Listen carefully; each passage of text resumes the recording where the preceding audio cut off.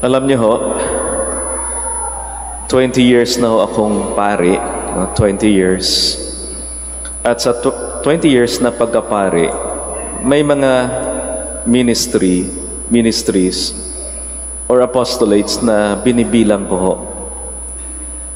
Although hindi ko na humabilang kung ilang misa ho yung na-celebrate ko, ilang faithfuls na kaya yung napagpakumpisal ko, pero may isa hong particular apostolate or ministry na binibilang ko ho, at yun ay kasal. At sa loob ho ng 20 years kong pagkapari, 27 pa lang po yung couples na kinasal ko o naging presider ako sa kanilang kasal.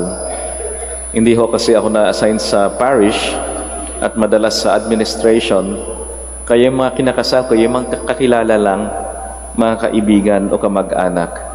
Kaya ganun kakunti ho, halos isang couple in a year. 27 couples pa lang po yung nakasal ko. Bilang na bilang ko ho yun. At sa tuwing may kinakasal ho ako, dalawang bagay ho palagi yung pinagdadasal ko sa mga kinakasal ko. Una, na yung kinakasal ko ay di ho maghiwalay. Dahil mahirap po sa mga anak o anak na yung kanilang magulang ay magkahiwalay.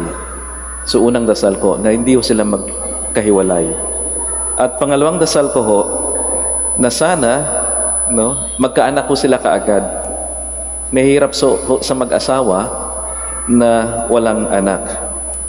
So far, sa 20 years ko hong pagkapari, wala pa naman ho akong nabalitaan na nagkahiwalay sa mga kinakasal ko. At natutuwa ho ako doon.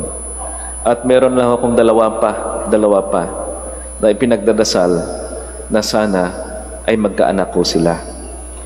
Kaya pag may kiroon akong kinakasal, may konting pressure.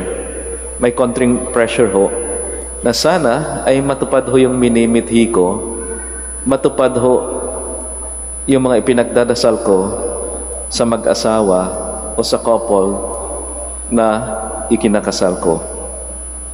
27 pa lang ho na couples. At sa loob din ho ng 20 years, 2 beses pa lang ho ako nakapag-preside sa reaffirmation rite ng Golden Wedding Anniversary. 2 pa lang ho. At isa sa dalawa, yung una, ay yung dati naming hong empleyado sa isang school kung saan ho dati ako naka-assign. At yung pangalawa, hanggang pangalawa pa lang ho, reaffirmation of Golden Wedding Rite, ay yung lolo at lola ho namin. Lolo at lola ho namin. At sa Golden Wedding Reaffirmation Rite, napapansin ko na walang ka-pressure. Kung nape-pressure ho ako sa mga bagong kasal, sa Golden Wedding Reaffirmation Rite, walang ka-pressure ho. Wala na akong pinagdadasal doon sa mag-asawa. Di na ho ako nagdadasal na sana hindi sila magkahiwalay. Matatanda na ho sila, magkakahiwalay pa. At wala na ring pressure na sana ay magkaanak sila. Halatang halata naman na nagkaanak na. So the rite is simply blissful and joyful. Thankful the fruitful 50 years of marriage and family life. Kaya walang ka-pressure. It's full joy. It's simply blissful. At yung sa reaffirmation rite, Golden Wedding Reaffirmation Rite ng aming lolang lola, sa reception ho, tinanong ko yung aming lola, ano ba yung sekreto mo sa marriage life nyo ni lolo?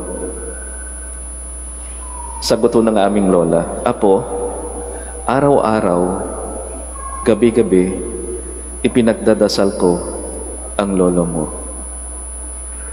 Ganun lang ho, kasimple, ang sekreto ng aming lola. Araw-araw, gabi-gabi, ipinagdadasal niya ang aming lolo. Yun ho ang sekreto ng aming lola.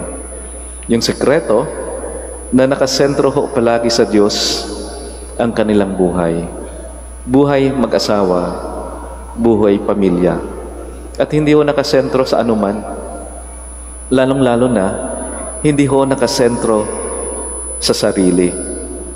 Kaya masasabi ko, nakayanan lahat ng pagsubok ng aming lolo at lola, ang buhay pamilya, ang buhay mag-asawa, dahil naniniwala sila sa presensya at grasya ng Diyos. Nakasentro sa Diyos, hindi sa sarili o hindi sa anuman. Kung sa bagay, kung kinakasal, di ho ba? Mapapansin nyo, saan ho nakaharap yung mga kinakasal? Hindi ho sa isa't isa. Palagi ho, yung kinakasal, nakatingin sa altar. Nakatingin sa tabernakulo. Para ho bang sinasabi na sana ang buhay mag-asawa nila, ang buhay pamilya nila, ay nakatingin o nakasentro sa Diyos. Sabi ho ni Pope Francis, may 3 bagay daw ho na kalaban ho natin bilang mga Katoliko sa panahon ho natin ngayon. Mayroon daw ho tayong 3 kalaban bilang mga Katoliko. Una, yung tinatawag na individualism. Pangalawa, hedonism. At pangatlo ay minimalism. Ang individualism ho ay yung pagiging makasarili. At yung taong makasarili, madalas ay ayaw ho yung pinipilit yung mga bagay-bagay sa kanya. At yung mantra ng isang individualistic na tao ay sinasabi lang, kanya-kanyang trip at walang basagan ng trip. It's my life. Hindi mo pwedeng pakialaman yung buhay ko. Huwag mong ipilit kung ano yung gusto ko. Ang mahalaga ay kung ano yung gusto ko. Kanya-kanyang trip at walang basagan ng trip. Individualism. At yung pangalawa, 2 kalaban daw natin ay hedonism. Puro luho na lang. Puro good time na lang marahil at boring. Boring ho. Kapag hindi natin nagagawa kung ano yung gusto natin. At yung pangatlo, yung tinatawag na minimalism. Okay na? Okay na? Konting effort lang sa buhay? Okay na? Hindi na kailangan paghirapan. Konting effort lang sa pananampalataya natin? Okay na? Ang mahalaga, nakapagsimba siguro once in a while. Okay na yun? Sapat na yun? Konting effort lang, pwede na. O kahit ano, pwede na. Ayun tinatawag na minimalism. At yung 3 yan ay nakakapanghina daw ng buhay natin bilang mga Katoliko. Nawawala ang Diyos sa sentro ng ating buhay at sarili na lang yung sentro. Kaya ho yung paalala sa atin ay ibalik ho ang Diyos bilang sentro ho ng ating buhay. Kagaya ho ni San Juan Bautista, na si Juan Bautista ay naging tapat sa Diyos. Na si Juan Bautista ay naging tapat sa kanyang misyon. Kaya nakakatuwa ho si San Juan Bautista. Ehemplo ho ng tinatawag na humility. Ehemplo ho ng tinatawag na selflessness. Pwede namang sabihin, oo, ako ang Kristo. Kasi nung panahon yun, ang dami niya ng tagasunod.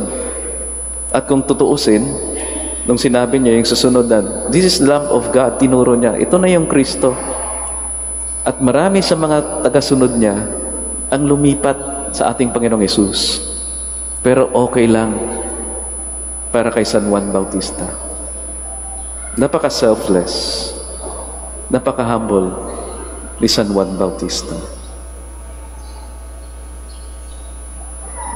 Kaya pinapaalala ho sa atin. Sana ganun din ho yung sekreto natin sa buhay. Buhay bilang mga Katoliko. Araw-araw, gabi-gabi, sana ho ay nakasentro ang ating buhay sa ating Panginoon, na siyang gabay, na siyang lakas, at ating buhay. We all stand.